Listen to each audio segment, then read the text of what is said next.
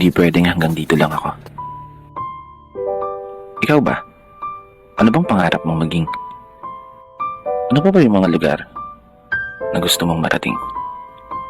Ano pa ba yung mga bagay na hangad mong gawin? At ano ba ang laman ng palagi mong hiling? Gaya mo, palagi rin ako nakaharap sa salamin. Pinakatititigan ng gusto yung sariling tumitingin. Kinakausap, tinatanong. Sinisilip ang aking galing.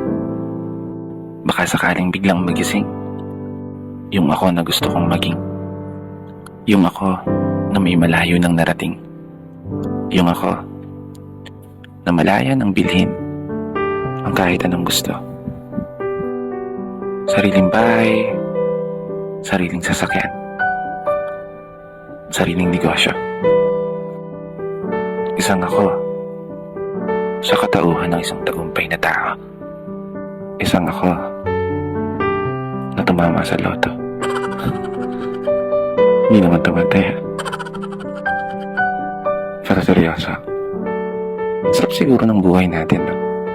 Pag naabot mo na yung mga pangarap mo.